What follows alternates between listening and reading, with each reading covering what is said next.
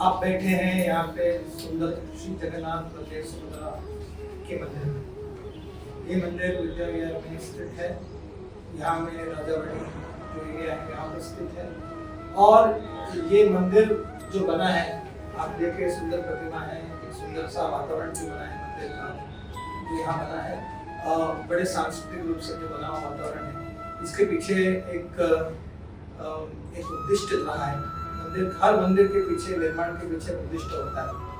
वो उद्दिष्ट था कि विद्या विहार अर्थात विद्या का विहार, जहाँ पे विद्या लेके ग्रहण करके युवक देश कल्याण, व्यक्तिगत चरित्र निर्माण में आगे बढ़े। ये कार्य के हेतु अनुसार हमने कॉलेज जो है यहाँ पे सोमया कैंपस है, यहाँ पास में कुछ 17,000 विद्यार्थी पढ़ते हैं रोजाना। इनके लिए एक मार्ग बने, एक मार्गदर्शन का एक केंद्र बने। इस हेतु से हम यहाँ पे 2003 पे यहाँ पे आए। अंतर्राष्ट्रीय कृष्ण भावना संघ की तरफ से मैं कृष्ण चैतन्य दास, मैं स्वयं इंजीनियरिंग डिग्री मैंने प्राप्त की है, परंतु मेरे कॉलेज के वर्षों से मेरी इच्छा थी कि जो युवकों को प्राप्त करना चाहिए, साथ साथ में अपने करियर बनाते हुए, अपने जीवन में अर्थ का अर्जन करते हुए धर्म की प्राप्ति भी करे। ये युवा अवस्था में हो सकता है। ये इसका मुझे एक प्रकार से एक दृढ़ श्रद्धा थी, और ये श्रद्धा को लेकर आगे लेके जाने के लिए एक सुव्यवस्था बनाने के अनुरूप ये एक छोटा सा एक फ्लैट में कॉलेज के सामने 400 स्क्वायर फीट के फ्लैट से प्रारंभ हुआ। यहाँ पे एक बहुत अच्छे हमारे शुभ चिंतक है, हमारे भोले साहब जो है वो बहुत ही हमें मदद किए। उन्होंने प्लॉट आइडेंटिफाई किया, जिसको हम यहाँ पे ground+2 करके एक फैसिलिटी बनाई। केवल मंदिर में लोग आते हैं और जाते हैं, यहाँ पे रहवासी बच्चे हैं, स्टूडेंट्स हैं, वर्किंग प्रोफेशनल से रहते हैं और पूरे मंदिर के दिनचर्या का अनुभव करते हुए अपने समाज में जो कार्य करना है, पढ़ाई करेंगे अथवा विद्या प्राप्त करेंगे और साथ ही साथ चरित्र भी प्राप्त करेंगे। ये हेतु से मंदिर बना।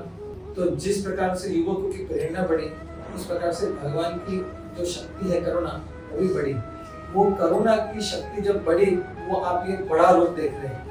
तो वो जो जगन्नाथपुरी धाम है, वो वहाँ पे भगवान जगन्नाथ बलभद्र और सुभद्रा के रूप में वहाँ पे विराजमान है।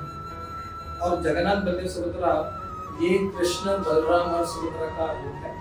आप देखें भगवान के अंग जैसे अर्ध बने हुए ऐसे लग रहा है, परंतु पूरी अर्थात वो पूर्ण है।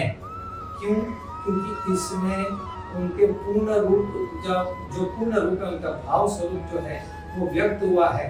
क्योंकि इसके पीछे की कथा नारद मुनि सुनाते हैं। जब द्वारका में जो रानियां थी, कृष्ण थी, वो जानना चाहते थे कि कृष्ण कैसे, किस प्रकार की लीला कर रहे थे वृंदावन में, तो ये वो बताए तो कहे कि कृष्ण यहाँ पे नहीं आने चाहिए। देव के रोहिणी जी थे वहां पे, तो कहा कि ये नहीं आए, क्योंकि अगर ये सुन लिए तो ये पुनः वृंदावन चले जाएंगे, वो भाव में विभोर होकर वो स्मरण के लेकर वहां चले जाएंगे। इसलिए इनको आप सुभद्रा मैया बाहर खड़े रहिए, आप वहां पे एक प्रकार से पहरा दी।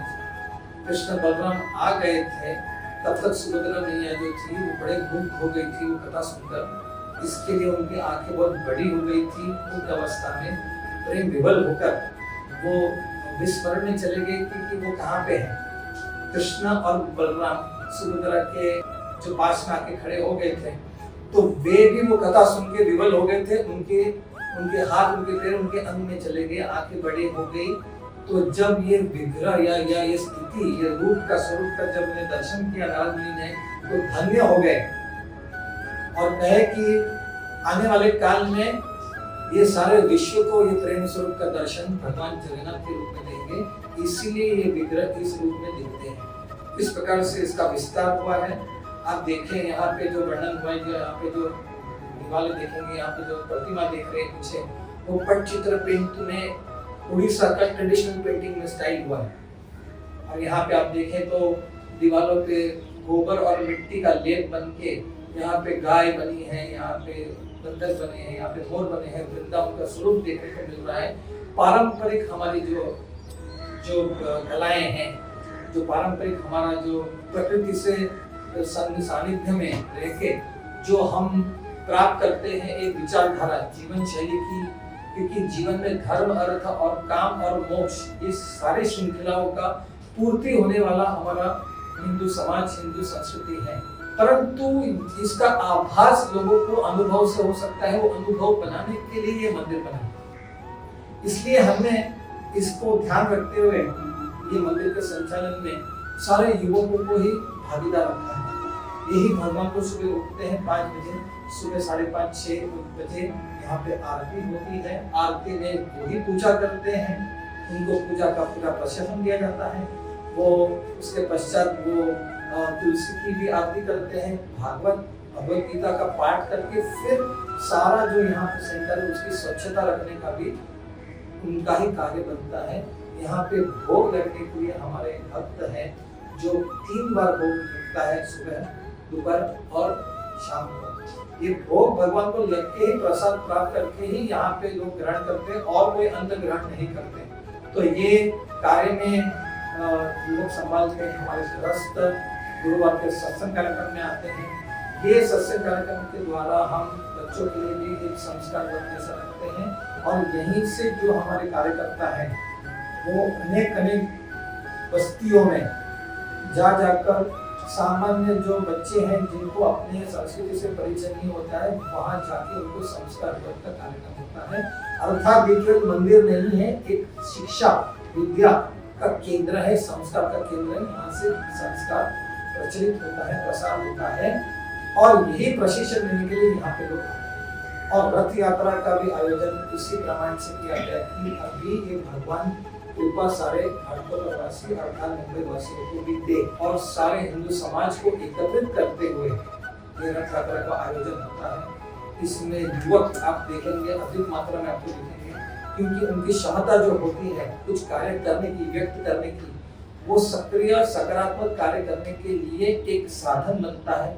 वर्ष में जो भी हमारे कुल मिला के यहाँ से 1500 तक युवक यहाँ से प्रशिक्षण लेके 2003 से लेके 2024 तक कुछ इतने युवक यहाँ से प्रशिक्षण लेके जो निकले हैं यहाँ पे, वो अभी भी आके यहाँ पे योगदान करते हैं, अपने घरों में उसका संस्कार का जो प्रचलन करते हैं उसका पालन करते हैं। और ऐसे हमारे कई ऐसे विद्यार्थी हैं जो 2003 से जुड़े हुए, उनके बच्चे भी अभी यहाँ पे आते हैं।